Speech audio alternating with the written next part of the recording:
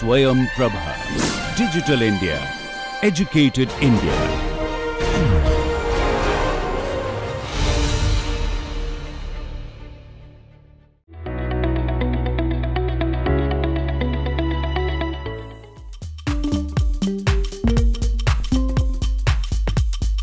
Very good morning, Mr. Yogesh ji. First of all, a warm welcome to AICTE and also to this flash edition of Higher Education Capsule on Happiness. This is about happiness in education. As you know, AICTE has signed an MOU with YOL in 2022 itself to spread the message of happiness to all the engineering community. I would like you to tell more about this in today's interaction with you. Thank you very much, sir. Thank you very much for having me over, and it's a pleasure, it's a privilege in fact to be here with you and be able to address all the entire educational community here. The Prime Minister in his recent lecture has also taken cognizance of the fact that the average screen time of an individual today on the phone is 6 hours. There are studies that have been sort of carried out, and the studies reveal that these 6 hours are actually slicing, dicing and tossing their attention spans. So the retention of education in their mind is becoming dismal and very poor. We are a progressive country. We need creativity. We need to create situations and solutions and do so much more out here. As a $3 trillion economy, we are 1/8 the size of America, which is 1/4 the size of our population. Sir. The gross development product is produced by the hands. How come we are 4 times the population of America and yet 1/8 the size of their economy? That happens because we have to be creative, and in order to be creative, we have to get away from this habit of consuming mobile phone. Yes. So that's what we try to do, sir. That's exactly what we try to do. Yogesh ji, you talked about our young people spending more time on their mobile phones. Sir. More than almost, you said 6 hours. Can you kindly expand? What do they do? Why they are so addicted to this kind of a attitude? I have personally visited the Menlo Park campus of Facebook, sir. The entire story of digital engagement is driven by algorithms. It is the algorithm that drive us. You know, they are the one that go ahead and they sort of feed us something, and then we start chasing that something, and then we start suffering from what is known as FOMO, or the fear of missing out. In pursuit of the fear of missing out, all psychological, sir. It is all psychological. It is all neuro-linguistic programming, NLP in a way. And there are NLP experts that are hired by these large, shall we say, social media companies. In the good old days, the story was all about market share. Everybody said, what is your market share? If you were selling tires, or you're selling watches, or you're selling ghee, or whatever it was that one was selling, what was my market share? That situation changed several years ago, sir. People started talking about mind share, because they realized that they now need to go ahead and sit in your mind, because I take my mind to my bedroom, I take my mind to my workplace, I take my mind everywhere. So if they can go ahead and puncture my mind and live there, then I live with them. In a way, it is the tail that ends up wagging the dog. So it is all algorithmically driven, and these companies then go ahead and take our mind share out. For instance, and just to this is alarming, sir. The Prime Minister has taken cognizance of it in another aspect, but I'd like to elaborate. For instance, Facebook's valuation today is about $1 trillion. That $1 trillion is split about across 2.5 billion users, which means every user today to Facebook is worth $400. We have 1 billion people using Facebook. That is $400 billion of Indian mind share, which is selling on the New York Stock Exchange. We need to reclaim back that mind share, sir.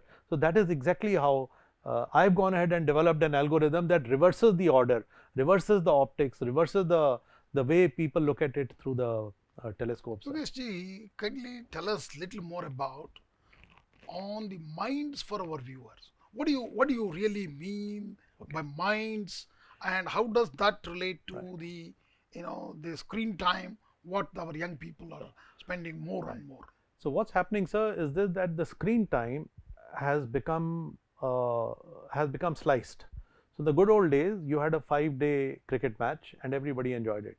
Then it became a 1-day cricket match and everybody still enjoys it. Then it became a 20-over cricket match which finishes in about 3 hours like that, and everybody enjoys it, not realizing that it is our attention spans that have gotten sliced. When our attention spans get sliced, we suffer from, and there is a huge study that is being carried out on this, this is called Bani minds, which is brittle, which is anxious, which is non-linear, which is incomprehensible. These are brittle, anxious, non-linear, incomprehensible minds that have been randomized because I have now as a student started using, and it is not my study, sir, it is a study which is available on the internet, which will tell you that the students are actually consuming 6 hours is the average, which means students are consuming between 8 to 10 hours also of their screen time, all split through these short videos. When they see these short videos, their attention spans are splitting, sir. It is neuron activity. Neurons are nothing, sir, but they're just proteins. So every time I'm looking at something and then I want to look at something else, my neurons disconnect and reconnect. My proteins get exhausted. When my proteins get exhausted, my ability to assimilate anything that is being taught to me in the classroom is getting exhausted. So it is the short videos that are slicing, dicing and tossing our minds, sir. That is what is happening to the mind. What YOL is planning to do in this direction? Before you answer, you looks like to me you are on a mission mode for happiness. Okay, that's wonderful to know. Yeah. So what is your message for our viewers connecting this to happiness? Right.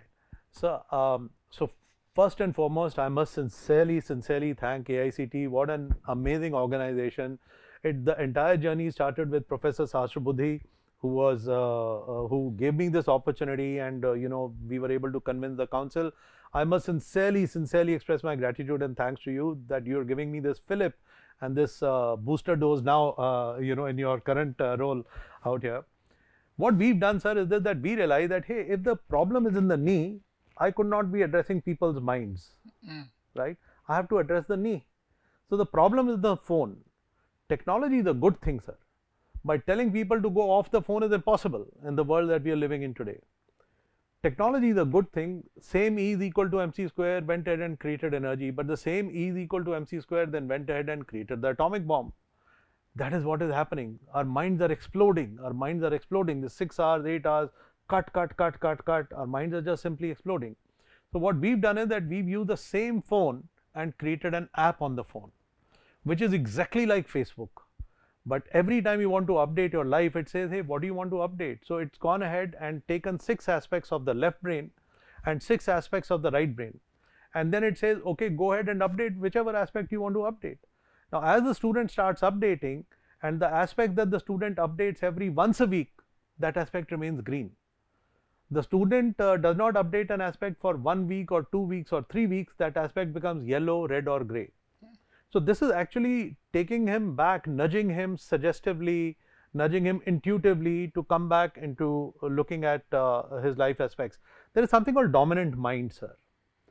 Now, dominant mind is all in the prefrontal cortex. The dominant mind says, let me understand whatever is happening around me. So what's happening around me is Amazon. Oh, I like this. What's happening around me is Amir Khan. Oh, I like this. I like this. I like this new cloth. I like this new shirt. I like this new car. I like this hoarding. So we randomize ourselves and our mind. So my prefrontal cortex, or the crown on my head, becomes covered with all this very frugal, very what shall I say, brittle kind of stuff that has no relevance or meaning to myself. This is becoming even more acute, sir, in the wake of the AI now. People's mental faculties to engage in any activity will further go down, because AI has to do everything, and that is why, how does this YOL app helps? And you call this as a solution. Yes, sir. Okay. What would you tell our institute and also our children about how this YOL app would be useful, and how do they use this? Can you elaborate on that? So this is an interesting question, sir. I'd like to refer to this through the medium of a story, because that is understood easily by everybody. Yes. So Arjuna and Krishna went for Arjuna's Swayamvar. Draupadi had to be married, so King Janak said, let me get all the princes. He got all the princes, and Arjuna went there. Now the task given to all the princes was that they had to pick up a bow, they had to string the bow, then they had to take the bow to a place where there was a boiling, there's a cauldron of boiling water placed out there. On top was a fish that was swinging on a fan. So they said that, now you have to pierce the eye of the fish by looking into the reflection of the fish in the water. So Arjuna said, that's okay, how do I do it, Krishna? So because Krishna was also his friend and his advisor, so Krishna said, Arjuna, very simple, you've been trained by the master himself, and you are a master, sir. You are also a guru. So he said, you've been trained by Guru Dronacharya. So you can do it. He said, but how? He says, this is how. You take one step forward, one step back, right? And then you raise your bow above your head and string the arrow upon the bowstring and look down carefully into the eye of the fish in the water and just let the arrow fly, you will get it. He says, if every single thing I've got to do, what are you going to do? So he says, what I'm going to do, my dear Arjuna, is that I'm going to keep the surface of the water still so you can see the eye of the fish clearly. That is what an educationist such as you are trying to do, sir. The challenge, however, is this, that we've got students today who've got the left side and the right side of the mind, which has got these jumping frogs, and it is becoming increasingly difficult now to weigh that mind. So whether a student is learning chemistry or biochemistry or mechanical engineering or electrical engineering or electronic engineering, he still got jumping frogs.